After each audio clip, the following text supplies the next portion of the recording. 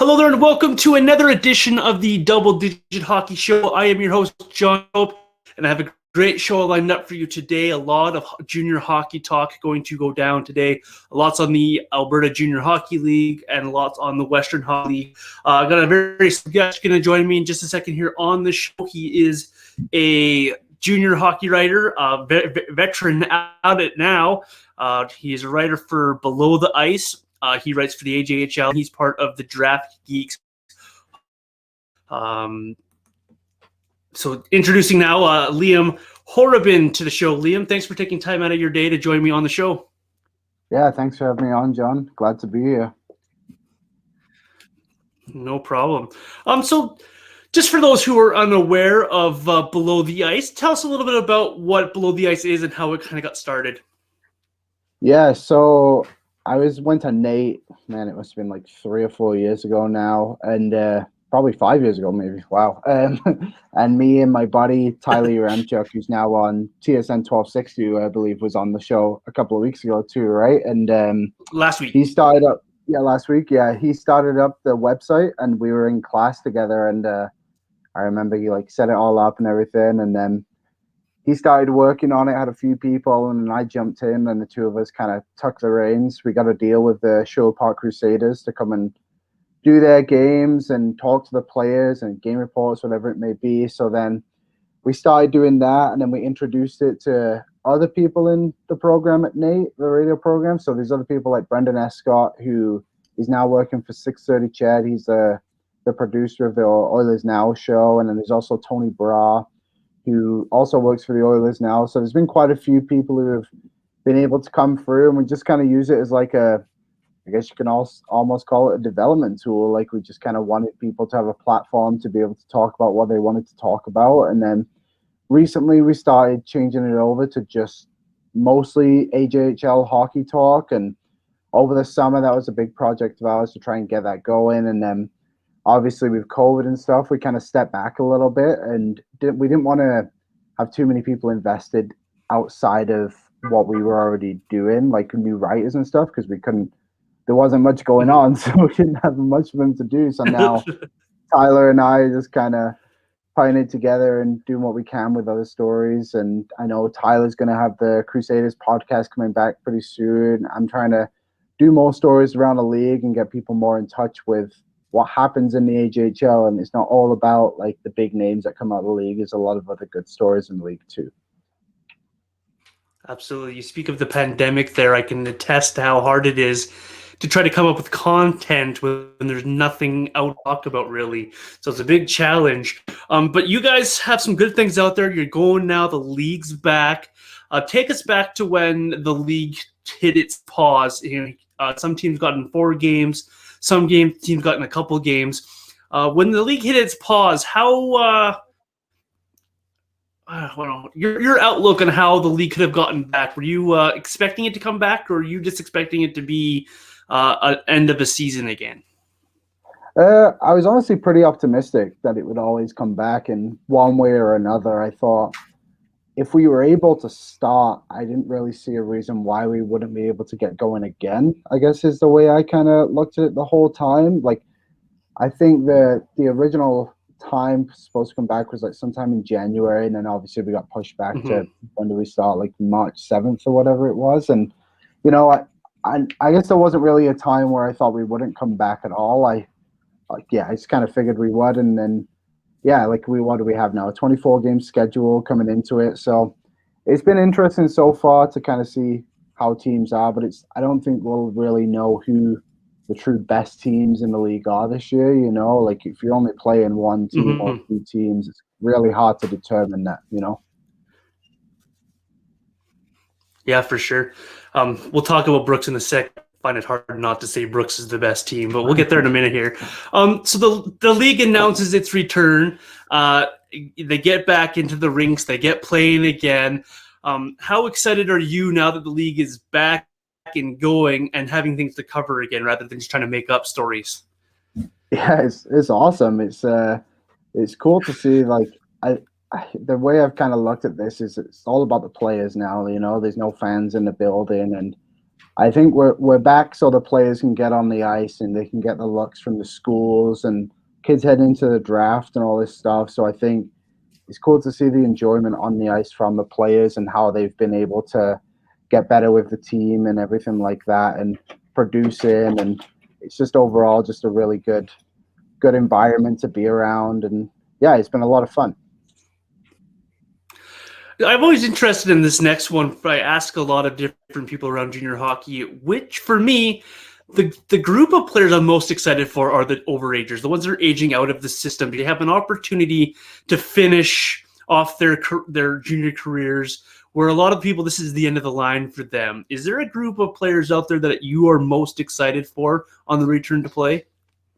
Yeah, I think the 20-year-olds are definitely the most vital part of coming back and returning to play. And I would even say some of the 19-year-olds too. I think obviously for a 20-year-old, we saw it last season when the league ended so abruptly. There were so many players who had no idea it was their last junior game. So, like, and obviously there's so many great teams last year too. I genuinely think last season was the best junior AJHL season they've had in quite a long time with the amount of talent. So it was definitely sad to see all those players, not know it was their last game. So I think it's really good that we've been able to come back and have these 20-year-old kids know that they get one last opportunity to play with their teammates and their friends and kind of end out their junior career on a high or however it may be. And I guess it's good that they know they're going to get that last game. And I guess also, too, for the kids who are looking to get drafted, the 18-year-old kids, like I know there's kid in Sherwood Park, Ty Mueller, obviously Corson Coolemans in Brooks as well. I believe they were both on the most recent Central Scouting grading list. And there's a couple of kids around the league, too, like Brett Moravec in Calgary is another one, too. And yeah, I just think it's really good that these kids can overall just know that they can come back and play. And if it is the last kick of the can for some of them, at least they get that opportunity to prove themselves and not having that, what if we could have come back, It's always special at the end of the season where you watch the crowd give the 20-year-olds the salute in the final home game. Obviously, the end of this season will still be a little bit different, but it's also good that they'll be able to get, the send-off from the team and from the organization saying thank you for all you for junior hockey. So it's good to see that those guys are back. And obviously, like you mentioned, the draft-eligible guys, it's going to be huge for them to get a couple of games under their belt. So there's more video and film on them. So a few games into the season here, a couple of weekends now since the restart has happened. Is there anything headline-wise that has caught you in the first couple of weekends?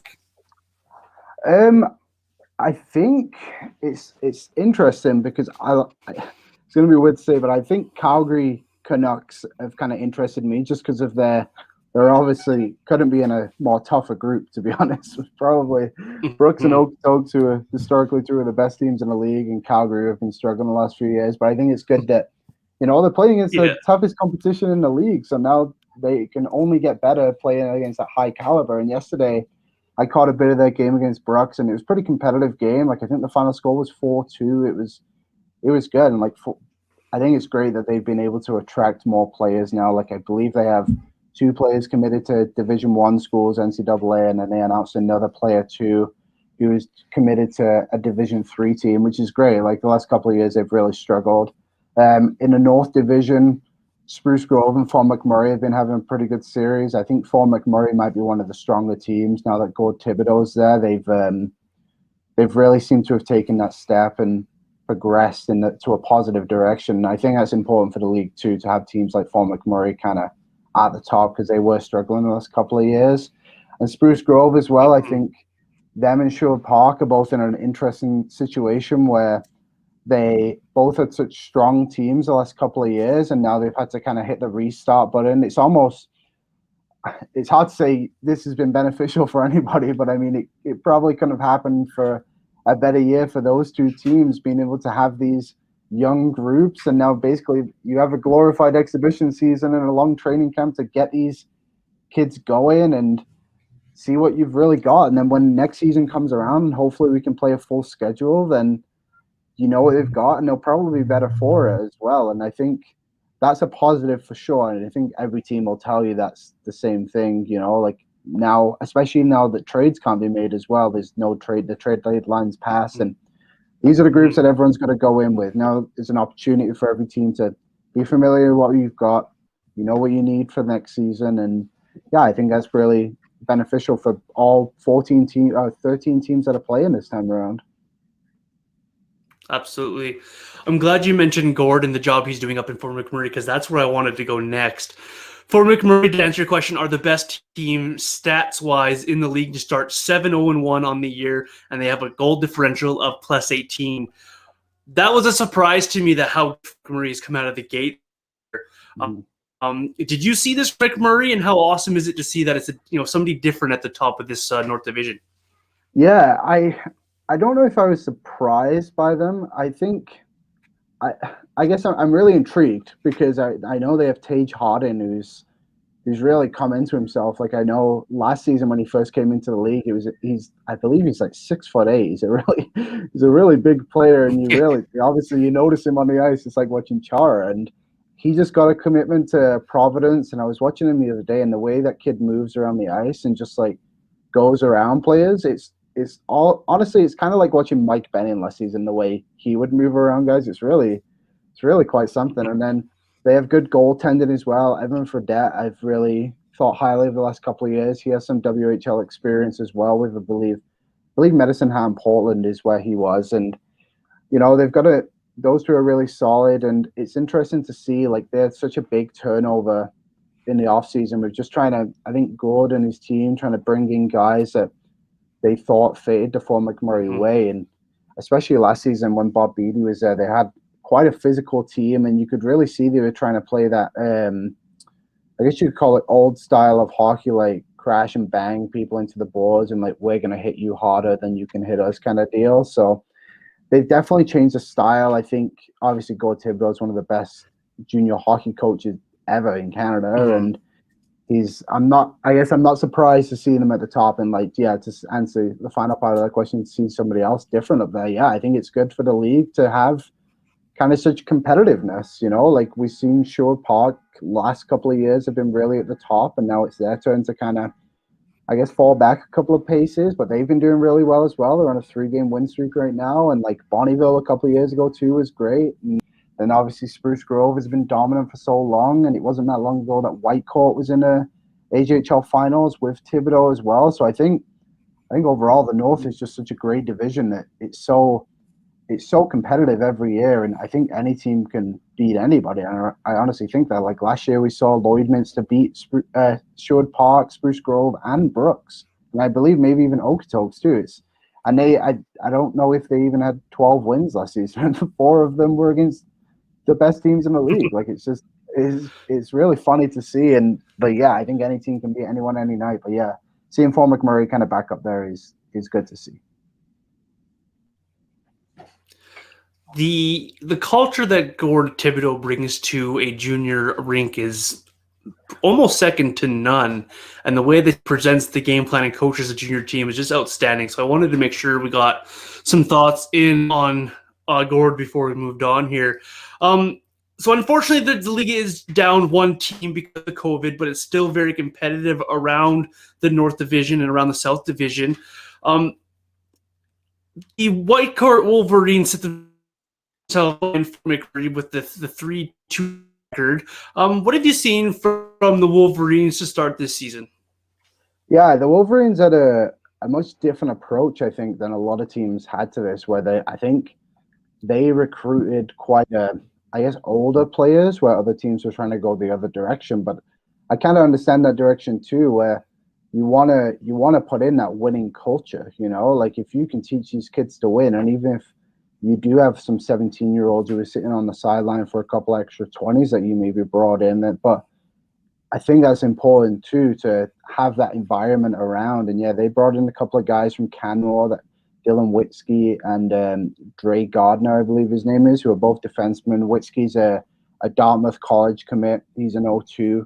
And he's a really intelligent player, very offensively skilled. I believe he was on the all-academic team last year. And I mean, if you're going to go to Dartmouth, you've probably got to have some good grades to go there. And then Dre Gardner's a veteran player. He played in the Western League. And yeah, I think for Whitecourt as well, goaltending has been a strong suit for them. And that Caleb Ergang is a really fun player to watch. I saw a goal he scored the other day against Grand Prairie, and he's pretty quick hands, and he just had a commitment to Ferris State. And yeah, I think Whitecourt overall are just trying to really bring in that winning culture, and like they had a couple of years ago. And last year they had a really good team too, and I think Adam Sandstrom was a really great leader for them. I think arguably he was the best defenseman, all-around defenseman in the league. Obviously, Michael Benning and kind of players like that get a lot of accolades because of the points they put up.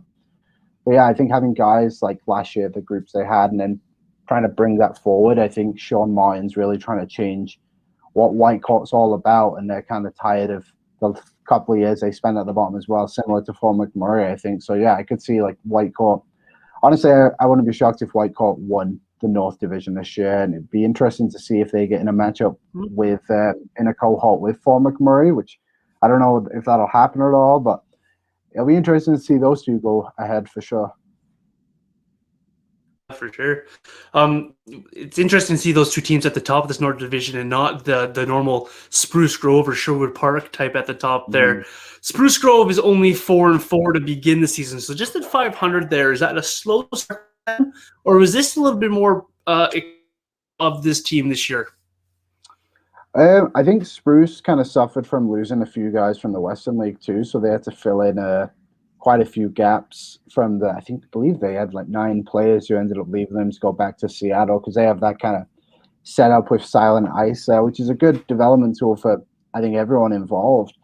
And yeah, I'm not surprised Spruce Grove is kind of where they're at. They do have a young group as well. They lost quite a lot of players too, like Ethan Edwards left, Matt Davis, Cam Mitchell. They have a lot of veteran players apart from the last couple of years. Even Nick Lair, he was there to start the season, but then ended up going down to the NAHL to play the rest of the season there, I believe. I'm not sure if he'll be back, which is unfortunate for them because he was a great player, and his brother's actually on Whitecourt as well. I should have brought him up. But yeah, I'm not surprised Spruce Grove is where they are. I think they'll kind of be in the same situation with Sherwood Park, where they'll win some games one night and they'll go on they'll put on a really good performance, and then the next night they'll just make some mistakes and the game will kind of get away from them. Like, I think it's just kind of the idea of the game and the way they kind of, the way you need to develop players. And I think they've got a lot of good players down there. Like Tyler Palmer last year played for them a few games as an affiliate. He's from the NAX Academy here in Edmonton, and he's a really strong goalie, and I liked him a lot. And Spruce Grove really seems to be able to find these goalies. Like, they've got a really good streak recently. Nolan Kent, then replaced him with Matthew Davis, and now they have Tyler Palmer, and they really know how to find him, that's for sure. And yeah, Graham Gamache is a really good forward for them. I think he's one of the best two-way forwards in the league. He has a commitment to Minnesota as well, I believe. And yeah, I'm not surprised, I guess, overall that Spruce Grove is kind of where they're at. I do think they'll be a middle-of-the-pack team too, probably somewhere 3 to 5, I would assume, kind of similar range to Sherwood Park, I would think. And I think next season and the season after is when we'll really see Spruce Grove kind of take that next step and maybe even become one of those North Division powerhouses again, because the coaching staff they have there is superb as well, and they have that winning culture that Whitecourt is kind of looking for right now. And there's a Spruce Grove way, and I think they'll figure out how to get back there pretty quickly. You said it's a Spruce Grove way for sure. There's also a Sherwood Park way, and it's weird to see them below Spruce Grove in the standings, but this low down the ending. Is it the same story as Spruce Grove for Sherwood Park? Yeah, I definitely think so. Like, I know on Saturday when they played Bonnyville, they didn't all weekend. They didn't have Ty Mueller, who was probably their best forward. He's more than likely going to be a late pick in the NHL draft this year, committed to Nebraska Omaha. And the two top-line centers were first-line center was Liam Hughes, who had a little bit of experience in the league last year. I think he has around 9 games before coming into the season. And then they had Colby Garner, who is a kid they brought up from Lethbridge, who I think that would have been his 3rd or 4th AJHL game overall. So they really don't have a ton of experience. I think there's only 7 players from last year's team still on the team. So overall, it's like a very new group. But I think that they have a really good goaltender as well, Carson Cherapek, who's from Winnipeg. And he was playing with Jordan Fry, who's no longer with the team. And then they were kind of bouncing back and forth, but now Cherepek seems to have like, now that it's his crease, I guess you could say, he's really taken advantage of that, and I think he's played really well from the games I've seen, and he's really given this team a chance to win. And I've been able to watch the majority of the Sherwood Park's games, and even in that game one where they lost against Bonneville, there was a pretty controversial goaltender interference call. I don't want to get into it too much, but the guy like came over the back of the goalie, and it was pretty obvious. But whatever, it's AJHL. You don't have video reviews, not much you can do. But I think Sherwood Park are averaging like 40 shots a game in these series, and it's just a matter of trying to find those guys who can score the goals. There's no caught Savoy on this team. There's no Arjun Atwal, and I think they were kind of missing a bit of that goal scorer instinct, I guess you could say. But now they're kind of getting goals from everyone, and they're not really needing that one guy to do it. Liam Hughes had 4 goals this weekend, and he didn't have a junior hockey goal coming into the weekend, and now he has 4. And Nick Maggis got 1. Sophia Rauji finally got on the board for them, and I think this group is kind of coming together. And I do agree that I think they'll be in the same range as Spruce Grove, like I said, and there'll be struggles for sure, and like there'll probably be nights where it doesn't look very pretty on the scoreboard. But I think at the moment, like, this team just wants to develop and look forward and look ahead to see what they can do next year, when it's hopefully again we can play a full season and see what they've got, and now they can find out what they need and who they don't need and move forward from there. Absolutely. It's interesting storylines in the North Division for the Alberta Junior Hockey League, and those are the ones I'm watching. Is the Spruce Grove, Sherwood Park are normally the class of the North and how they progress through the season, and then also watching Whitecourt and Fort McMurray, seeing if they can hold on to those top spots. Let's flip to the South Division a little bit, and to everyone's surprise, Brooks is 5-0. Brooks again doing it at the top of the South Division, continuing to look really good. Maybe a little bit about the job that Brooks does and why Brooks' mind is always at the top of that division. Yeah, I think they just know what to do, right? They have that system in place where I remember Coach Papuano was talking on another podcast one time, and he said, it was the AJHL show he was talking about. And he says, I think people think we like travel all over the country to scout these players, but he's like, I just go home and I just watch hockey TV, and I just watch these kids play every night. He's like, I use my hockey TV like it's Netflix, and then they get a little bit more insight on these players, and they find out who they are, and then they bring them into Brooks, and yeah, they've got a great system in there. And I think they just rotated coaches kind of deal this year too. Like I know they got the assistant coach from Canmore, I can't remember his name, Evan McPherson, I believe his name is, and they also got Taylor Mackin, who was a Brooks alumni, and he was with Grand Prairie last season after they brought in a couple of new coaches. So I guess you could say they got some young coaches in there, which maybe helps them like with the relationships with players. I'm not 100% sure, but I think the way Brooks does it is pretty great. And I mean, I think the league should kind of go that way, to be honest. Like, I'm all about like having the Alberta players and stuff like that. But at the end of the day, if you can develop these players and send them off to NCAA programs, then like,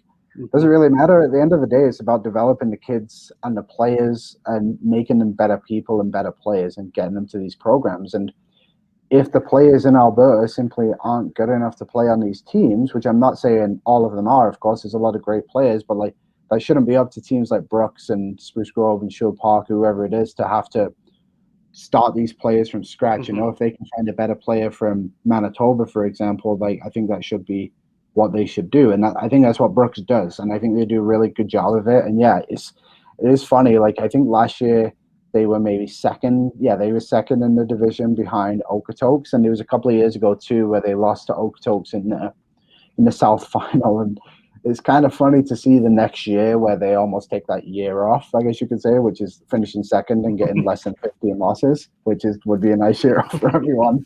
The next year, they seem to just go out and be like, okay, well, let's not do that again and just get everyone and just try and load up and win again. And yeah, I think overall, like, they just got a really good philosophy there, and they got a good system. And I think more teams should almost like implement what they do and I think it'd be good for the league. And then those Alberta players will have to get better if they need to, Absolutely, that's good. Good point. They're an absolute factory at producing NCAA people. It's just a tremendous job that they do there. But you mentioned the other team I want to talk about, and that's Okotoks. It seems the Oilers have found a system as well to try to keep themselves competitive with Brooks year after year. What are you seeing from Okotoks this year? Yeah, again, like they're kind of similar to Brooks, like you said. Like they kind of take the other route, I guess, where they find the top guys in Alberta to bring in. Like they have Dylan James, Bowden Singleton, and Riga Lorenz, who are all Alberta products, and they're all going to North Dakota. Lorenz is going to Denver. The other two are going to North Dakota, and yeah, they kind of just bring in these young guys and develop them up. And Tyler Dice is a really great coach. I think he's won 2 of the last 4 or 5 coaches of the year, and like there's a reason he's winning those. And it's not just like random people who are voting; it's the coaches in the league who see what he's able to do with these teams, and it's great to see. And they've had good goaltending as well. Like kind of, I don't want to say they find like nobodies at the end of the day, but like Ashton Abel, who was with the Calgary Mustangs, was kind of like, he was a good goalie. Like he was never anything too crazy, I don't think. And maybe his numbers weren't as good as they should have been with those Calgary teams. But then he comes to Okotoks and he ends up leaving midway through the season because I believe he had like a .925 save percentage.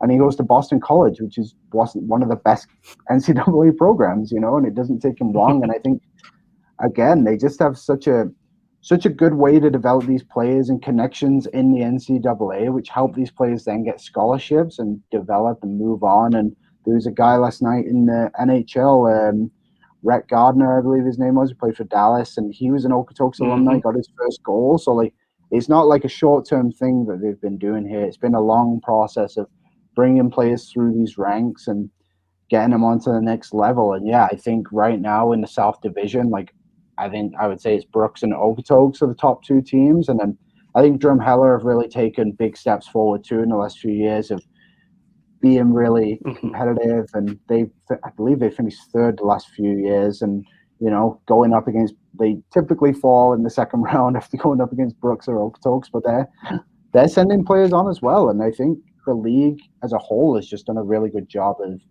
getting players to move on to the next level. And it's not just Brooks and Okotoks who are doing it anymore in Spruce Grove. It's a league effort, I guess you could say. Absolutely. It's good to see the competitiveness in the Alberta Junior Hockey League take a next step up. We mentioned Brooks, they get all the conversation. Okotoks get a lot of the conversation. But is there a team that you see in the South Division? You mentioned Drumheller, maybe it's Canmore, that can challenge these 2 teams and maybe surprise one of them come a playoff round? I would say probably Drumheller or Camrose, I would think, if the playoffs ever came around. And I think that because I think Camrose kind of have a lot of good young talent coming through right now. They've got a pretty good group, and they got a good goaltender in Bowerman, or I think sometimes he can have off nights, but when he's on his game, he can really steal it for you. And I think the coaching staff they have there is really good too. Like Clayton Jardine is a former Camrose Kodiak, and I believe he went to the SJ. I can't remember what team, but I'm sure he won Coach of the Year there.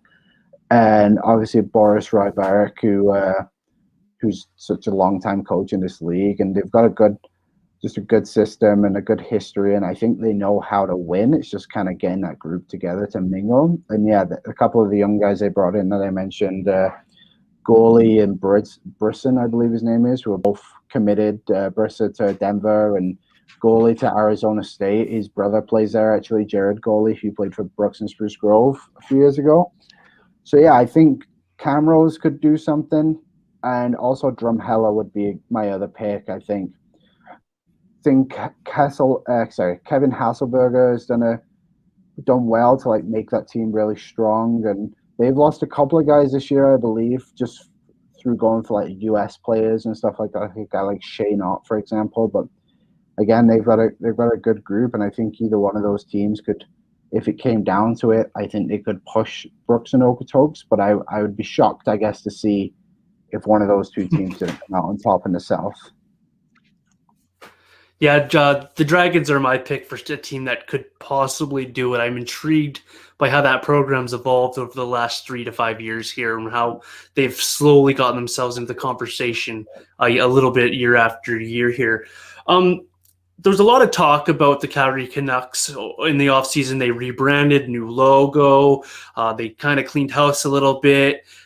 They haven't found the success on the ice, but have you seen improvements with the Calgary Canucks and say their approach to how they're going about this? Yeah, I think they've got a lot better. And like you said, the results haven't been there for them, but I think more of their games are way more competitive now than they used to be. Like, I haven't seen them a ton this season. Like I said, I mentioned yesterday, I watched the game a little bit, and it was like a close competitive game against probably one of the best teams in the country, honestly. And last season, I watched them quite a bit more because they would always have those random Tuesday night games when there's no one else playing. So I think they've done a really good job of trying to rebrand that team and get back to what the Calgary Canucks are. Like, I think, again, just to go back to Papuano, I remember he had a podcast comment where he was talking about the Canucks, and he remembers when he would go and watch their games when he was younger and the arena was full. And I think it's a shame that Calgary play in probably the biggest market in the league on paper, and I think it's such a shame that nobody supports that team, because I think they try and do their best to put a good product on the ice, and I know it's been a struggle for them the last few years, but hopefully this new ownership group can help push them in the right direction, and Calgary can stay in Calgary and people can support this team, because I think on the ice they do have a lot of good players. And Riley Bodnachuk's a really good defenseman. I believe he's an 01 or a 20, I can't remember, but he has a lot of experience in the league, and it's interesting to see that he's bounced around so much, because I think he's really solid. He was actually with the Mustangs until they folded, and then he went to Spruce Grove, then was traded for Ryan Conroy, a big part of that deal. And then I think he went to Canmore, and now he's in Calgary again. So I'm surprised he unpacked his bags, to be honest. So hopefully he can just make Calgary a home for himself. And I mentioned before too, Brett Moravec. I think that was a really big deal for them to get him from Okotoks, a kid who could possibly get drafted this year, one of the bright young players in this league in 02. Going to Wisconsin, and I don't know the kid's name, but they just got him from the BCHL, and he's committed to somewhere in NCAA as well. So I think they're bringing in the right pieces to try and move forward with the group they have, and I think the fact that this team every single night is trying to compete and be as best as they can shows what kind of group they have and shows the character they have too, and they believe in each other, that they can go out there and win every night. Like, some teams might just fold and kind of give up, but this team doesn't seem to want to go in that direction, which I think is great to see. I had Riley Pollock on. I'm not sure who Riley Pollock is, but he does some of the play-by-play for the Calgary Canucks, and he was very excited about the new ownership group and the front office staff. So hopefully the Canucks can find some success and push that program to the next level. Unfortunately, for the other team that used to be in Calgary, you mentioned them, the Mustangs are no longer, but where the Mustangs have left a void, there is now a new franchise getting set to join the league very soon here. Blackfolds Bulldogs. I don't know if you've seen their arena or taken that virtual tour, but maybe just the job and what you see from the Bulldogs and how excited you are to have them join the AJHL. Yeah, I think they definitely bring a different dynamic to the league, the way they are on social media. They definitely have a voice, considering they've never stepped on the ice before. I think most teams know who they are than some other teams, which is really great for them. Hopefully they can now step on the ice and win some games, because otherwise it might not work out so well. But a lot of the players they've recruited, like high-end players, like there's a Kai Matthews. I was shocked to kind of see him go to Blackfolds, to be honest. I thought he was going to stay in the Edmonton area with Sherwood Park or Spruce Grove, but he's a kid, and he's committed to Denver, and he was actually probably one of the higher prospects, probably first, second round guy in the WHL draft this past year, but he ended up going late because he has that commitment to Denver. But talent-wise, he was right up there.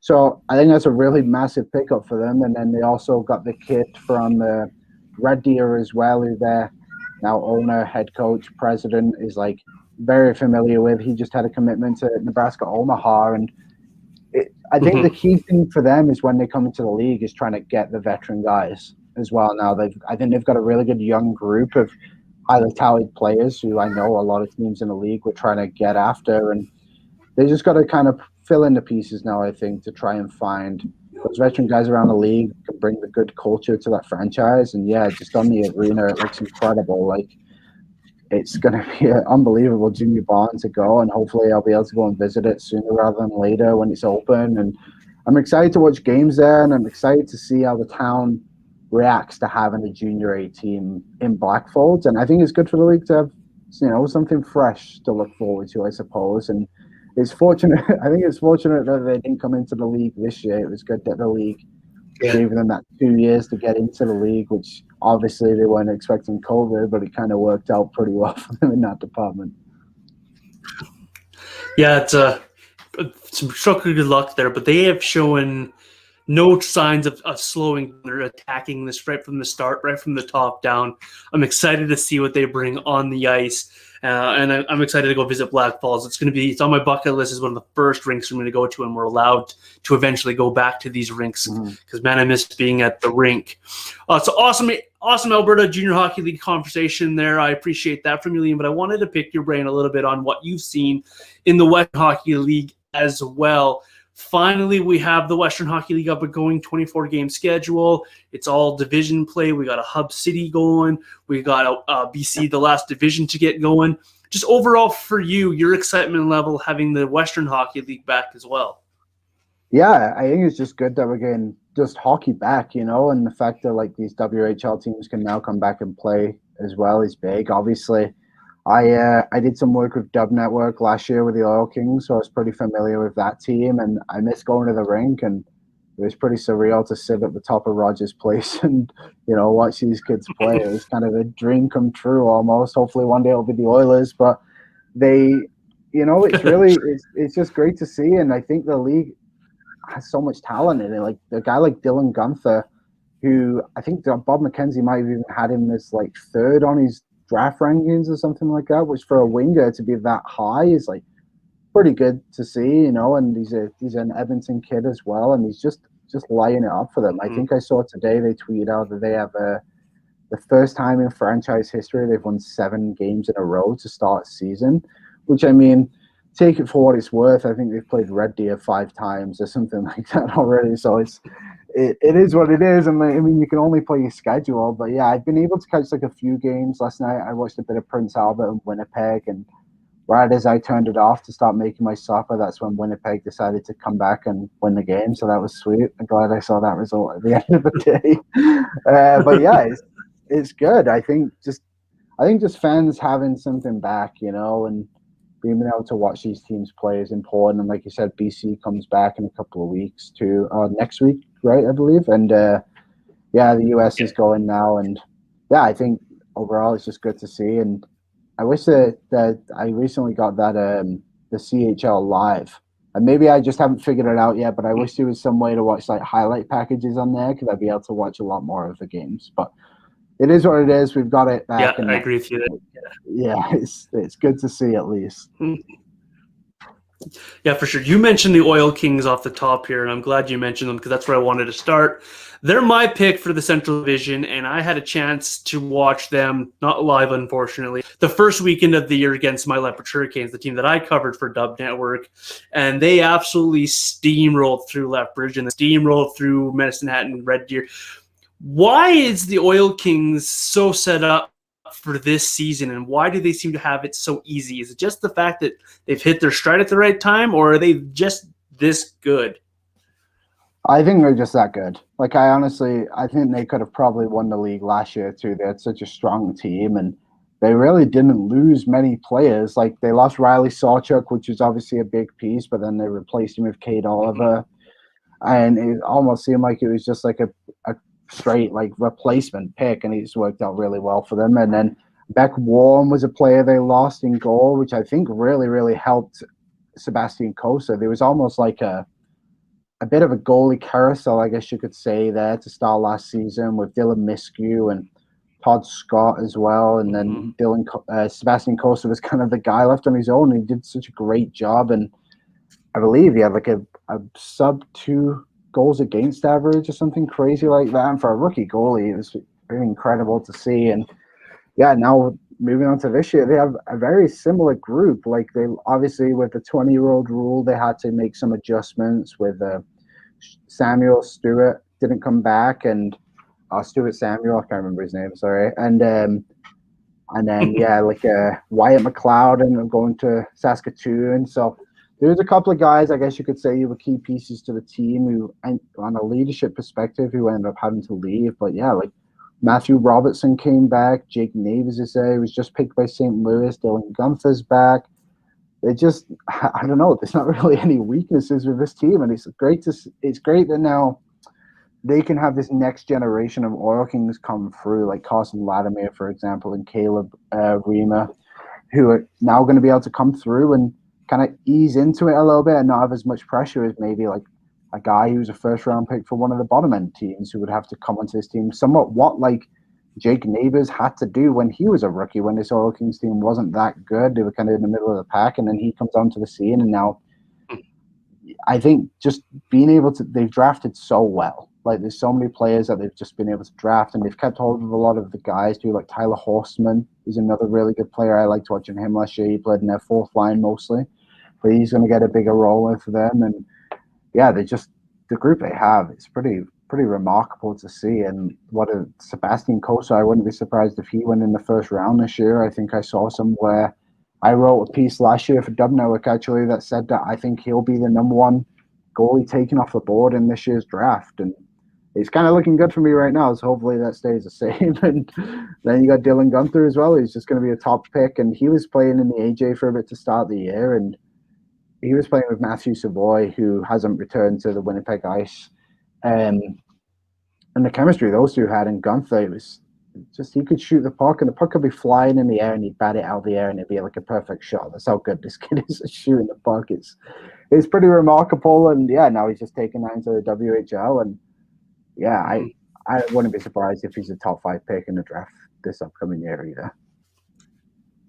It's such a hard draft to predict, but I like I like Gunther up there for what he brings on as well. For me, Costa was a second round draft pick all day every day, and then COVID hit. But I still think he's in that projection, and I wouldn't be surprised if a team late in that first round grabbed him up before somebody else did. The Oil Kings had one thing that the Hurricanes didn't have, and that was they got their guys back. Nate came back. They got guys back. Robertson came back, where the Hurricanes didn't get Cousins or Addison back. They both made a jump. They both moved on. This team now relying on a little bit of a younger crew, but someone that the team seems to have a lot of faith in, and that's Alex Cotton to take over that role at the back end from what Kalen Aston did. Maybe a word from afar of what you see about Alex Cotton. Yeah, I believe he played in the AJHL to start this year too with the Canmore Eagles and Detroit Red Wings draft pick, right? I believe. And yeah, I think he's more than capable of taking it over. Like last year, obviously Addison was a big part of the team for them, and like you said, he turned pro. But yeah, I think a guy like Alex Cotton with his abilities can step into that role and kind of play that offensive defenseman that Lethbridge needs to have, and he's definitely got those capabilities. And I think he can fill in that role pretty well.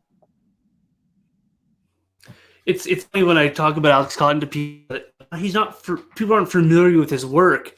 And then you explain to them he actually had better stats last year than Kalen Addison. And it kind of blows their mind a little bit. So it's always nice to see how others view Alex Cotton, because my thought process might be a little bit biased there. So it's just a little bit of a self-questioner for myself. Regina, host of the Bubble City out there. They bring in the Manitoba teams as well. That bubble, though, has been taken over by one guy.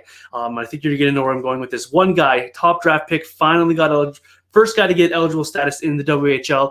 What you made of Mr. Bedard so his WHL career? Yeah, it's pretty awesome to see him, watch him play. Like, what did he got 2 goals on his first 2 shots or something like that, and I believe he started that game on the third line, and now he's just their first line center. They've kind of just accepted the fact that he's their best player. And I remember the first time I watched him play was at the John Reed tournament in St. Albert when he was playing on West Van, and that's when he was the underage kid on the team, and he came down the ice. And actually, the other kid, they were playing Burnaby on the other side in the bronze medal game, and that's Brandon Lisowski. was the top pick, and now he's on Saskatoon doing really well in the same bubble as well. And I kind of went down to watch him. I knew who Bedard was, but I'd never seen him play before, and it wasn't very long before I was watching Bedard over everybody else that was on the ice. I think the final score of the game was like 8-3 or something, and he had 6 of the points, and he had 2 goals, 4 assists, and there was one play in particular. He almost did that Bobby Ryan move where Bobby Ryan came down the ice and brought his stick over. Well, he did that and just like easily just like tapped it by the goalie. So I think from that moment on, I was like, okay, well, this kid is pretty special, and it's great to see that he's been able to just like turn it straight into production on the WHL side too. Because I know there was like with Matthew Savoy last year, there was maybe a little bit of criticism on him, which I don't think is very fair because he was supposed to be the exceptional status, but obviously that didn't come around and didn't end up getting a WHL goal. But I think the big difference between the two of them with what they've been able to do is I think Bedard's, with him knowing he's at the team every single day with those same players, with those same coaching staff, where you have a guy like Savoy who didn't have that exceptional status, but he had what was it, the emergency thing? I can't remember exactly what it was, but he was able to play 30-something games. So he's like bouncing back and forth between Winnipeg and rink, which I think gave him a little bit of a disadvantage, not being familiar with everything. It's a lot different. So yeah, but I guess watching Bedard, it's going to be a lot of fun, and I'm excited to see him when we can go into buildings and he can come down to Edmonton and I can watch him there at Rogers Place, where I'm sure it won't be long before he's playing there in the NHL. Yeah, no kidding. This kid remarkable. You talked about that tournament that you first. I remember that tournament myself and watching highlights of it, and I'm like, who is this overage kid? And I had to research a little bit because I didn't know who he was at the time, I'll be completely honest. And then I'm like, oh, okay, this is who that is. And the skill that he brings for the Regina Pats is unbelievable watching. And the one thing I don't think that people notice enough is his work off the puck. If he doesn't have the puck, he's working himself in the position to get the puck. It's very... I don't want to make the big connection, but it's very Crosby-like, where he's always hunting that puck and trying to be in a good position. You mentioned Savoy there. I was going to ask you about what do you think's next for him as well, because he has the skill to be that top-end guy. He has the ability to play at that elite level and to be a high draft come the NHL time. What are you seeing from Savoy and his future in his hockey career? Yeah, I don't think it's strayed too far in the sense that he'll be a top-end pick in, the 2022 draft. And you got a good luck of him here in Sherwood Park when he was playing. And like you just mentioned with Bedard, he does a lot of the work off the puck as well. Like I specifically remember there was this one play where the puck looked like it was just being transitioned down the ice by the other team, and pretty routine play. And then all of a sudden, Savoy's just like lifting this kid's stick and he's down the ice and he's turning it into a chance in like split second. And he just plays the game at such a high speed, and he's so intelligent. And the way the kid just like works off the ice too, and every day he's skating and working out and doing everything he can to improve himself. And I don't know if it's fair to say the year in the WHL kind of maybe knocked down his confidence a little bit. I don't think that's quite accurate, but like he had that big hit put against him, so like maybe that shakes him a little bit. But I think he came to the to the AJHL, got a little bit of confidence scoring goals. Now he's in the USHL, and we'll see what happens after that. I'm sure maybe one day we'll see him back in the WHL. I'm not sure if he's kind of in the same boat as what Cole Sillinger's doing for Medicine Hat. I don't 100% know on that, but I don't see him like not being a top 5 pick in the NHL draft in a couple of years. I think he's so talented at what in like almost all aspects of the game. Like he played a lot of penalty kill in the AJHL too, and he's just like it's kind of like Connor McDavid. I don't want to compare him to him because like you with Crosby, and it's not quite fair to those players. But you kind of got to have those guys in all situations because they're so dangerous. Like if there's one loose puck and Savoy can jump on it, like it can turn into a chance right away. Obviously, you don't want him getting down blocking shots every time, but he's a big contributor to a team. I think that's when scouts look at like where is this kid playing? He's doing everything right on the ice, and I think that's kind of going to be who he is, and I think that's why he'll still be regarded as a top prospect. be interesting to see where he goes next season in Mhm. hopefully more back to normal type season. But the NHL draft's coming up. They're going to have Bedard, Shane Wright, and Savoy at the top of those drafts, and that's fantastic for Canadian hockey and for the Mhm. National Hockey League. It's in good hands in the future here. So, speaking of the NHL, before we run out of time here, let's switch our gears a little bit. I wanted to get your thoughts, just kind of overall broad spectrum of what you've seen in the division so far in this NHL season. Yeah, I think it's been a lot of fun. Like, especially the North Division, there's not much defense that gets played. There's a lot of goals every night, and it I think it sways the stats quite a lot for goaltenders and obviously players, points wise. But I think it's been great, and it's cool to see like Western teams only see the Eastern teams. What is it? Once on the road, once at home. So like, you barely see those teams, and now we can see like Austin Matthews playing in Western Canada, and I've actually really liked watching Ottawa play just because of like the young talent they have. It's cool to see kind of like them progressing with like Shabbat, Kachuk, Tim Stutzel.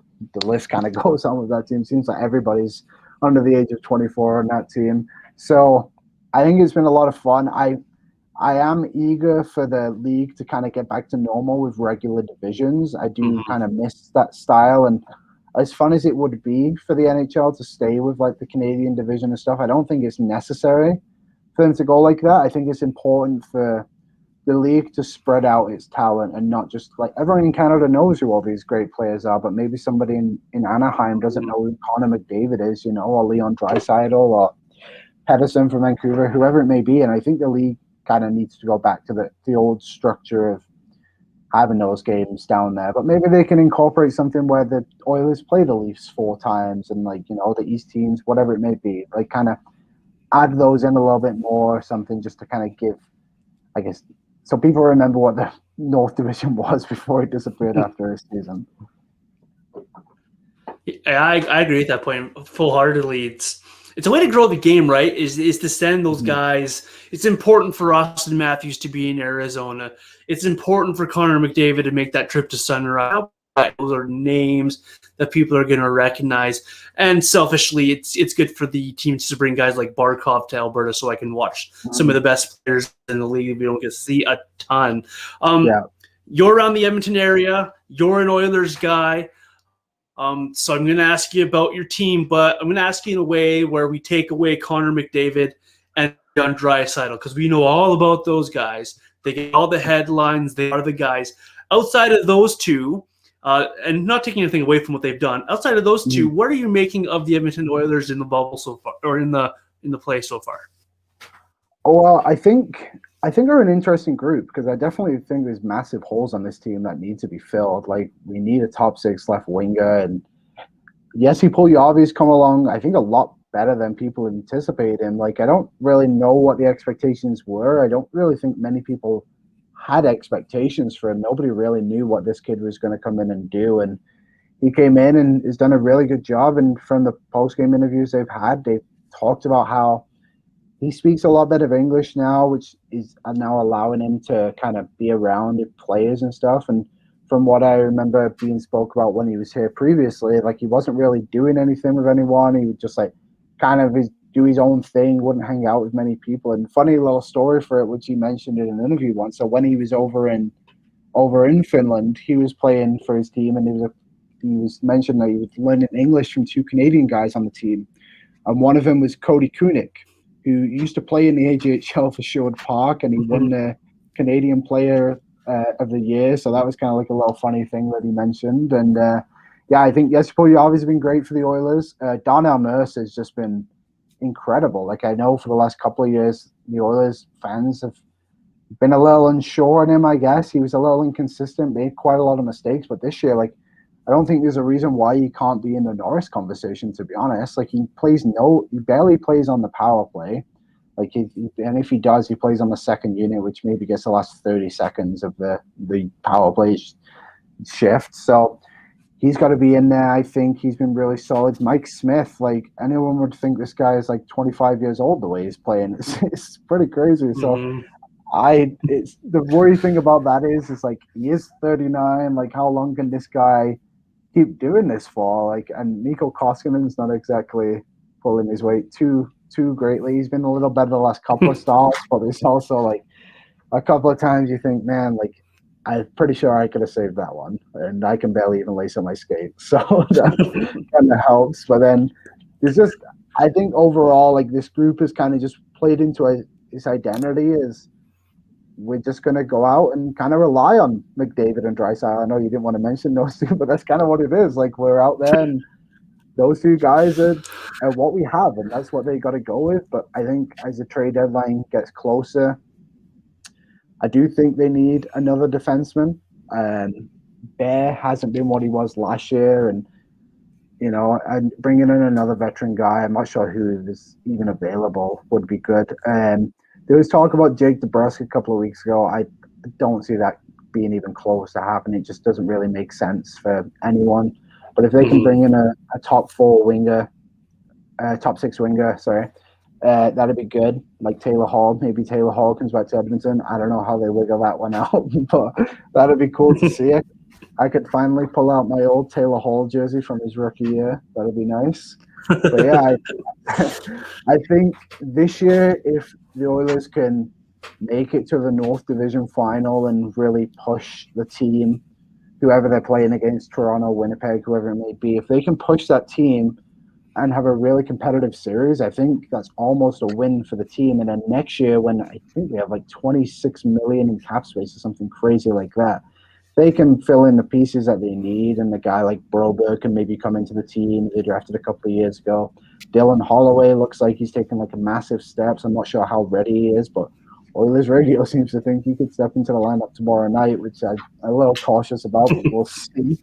And then Bouchard as well has been really promising when he's played this year. And I think, I think this year, like I said, if they can make it to that North final, have a competitive series, I think Oilers fans will be pleased. And then next year, when they have all this money and they can bring in a couple other players, maybe I think that's a year when they're like, okay, for year 3 of Tippett and Holland, now let's start making a push. And I think Holland's done a great job of trying to fix this mess that Shirley put the team in, to be honest. And Tippett's a great coach, and I think he's got to get a shout for the Jack Adams too.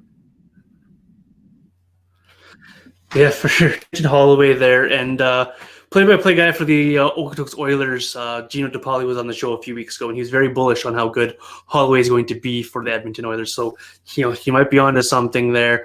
I'll forgive your mention of Draisaitl and McDavid as long as you answer the next question properly.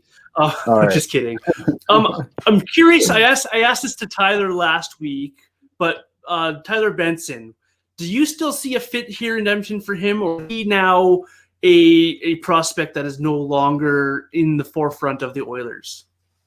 No, I think he can definitely still fit a place in the team. Like, I think he'd be a good middle six winger, like a second or third line guy, perhaps. And I think an issue that Tyler Benson had, I can't remember the first year it started. It might have even been his like midget hockey year or his first year of WHL. Like, the kid hadn't played a full year of hockey until last season, which again was cut short anyway. So, but that's the first time he's been able to play every game and not be injured. So I think the fact that like now he can have some rhythm in his game and get used to being back on the ice every single day is like really helped him a lot. I think he's a point per game player right now in the AHL with Bakersfield, and the Oilers called him up last year. And I think the reason they didn't want to have him on the team this year, even on the taxi squad, is just because he would kind of be a guy that's in and out of the team. So why not just send him down to Bakersfield and see what you can get? And I think see what he can develop in. And I think like now, like next year, we have a couple of guys coming off contract who would kind of fill in those bottom middle six forward roles ish. So I think next season be a good year for him to step into the team and kind of show what he gives. And I think he could really bring another aspect to this team for sure. Always interested in Tyler Benson because there was a lot of media and of the kid when he was first coming into the Western Hockey League. I've kind of kept tabs on his career a little bit, and it's always interesting to hear where others think where he is at. Last thing before I let you go here, we're getting up against time, but that's okay. You are around the Edmonton area, but I'm around the Calgary area, so I wanted to ask your opinion, what you've seen from the Calgary Flames. They've made the they've made the coaching change. They've been very inconsistent before the coaching change. What have you made Flames so far, and what do you see from them the rest of the season? Yeah, I think every time the Oilers play Calgary, it's kind of weird. Like, I almost don't expect the Oilers to win, which is a weird way to put it. But like, it seems like every time the Oilers play Calgary, Calgary usually puts up a good game, apart from the 2 blowouts this season, which have been a bit different. But I think Sutter's kind of good for the team. Like, they have a lot of those players who want to bang and crash, like Milan Lucic, and like, I think Sutter, like, there's always that thing where like Sutter has his team, everybody has their role on the team, and there's a reason he's won, and it's not like he won like that long ago, right? Like, what was it, 2014 that LA won the cup, or right around there? Like, Yep. so I think having a coach like that, like, can't be such a bad thing for the team. And I think it's just about like having the players like show up in big games, like Johnny Gaudreau. Like, I believe he got a goal the other day against the Oilers, but he was kind of didn't really do too much for them. And Markstrom seems to not be Markstrom. Like, he's kind of letting in a few weaker goals, and obviously David Riddick, ever since the infamous stick flip, hasn't been what he was before. So I don't think Calgary's actually that far away from being in I wouldn't be surprised if they made the playoffs this year, to be honest. Like, I don't see them getting further than maybe that first round, but I think Sutter is just that kind of coach, and he's just kind of a funny guy to watch in these interviews too. Like the other day when it looked like he was just like reading the newspaper, and he just had like the sheet in front of him and his glasses were like on his nose and he's reading it down. It's just funny to kind of see him back in the league. And I think like another podcast I worked on, the DFO Rundown with Jason Greger and Frank Saravalli, they had Jarrett Stoll on there who played with Sutter in LA, and he was talking about him, and he's like, he cares about all his players, and he really gets to know his guys, and he wants to make sure everyone's in a good spot to succeed. And I think that can only be a positive for any team. Excellent. Consistent work, Cal. We'll see if they can get this sorted out. They can continue that push for the division there. I appreciate all your thoughts on the Alberta Junior Hockey League. Some great games coming up this weekend around those teams. So thank you so much for parking some time for me today, Liam. I really appreciate it, and I hope you have yourself a good rest of your day. Yeah, no worries. Thanks for having me on. That was Liam Horrobin. He is a longtime hockey writer. Check out his stuff at Below the Ice, or he also writes for the Alberta Junior Hockey League. Thank you so much for joining me here on another edition of the Double Digit Hockey Show here on ASTV Productions.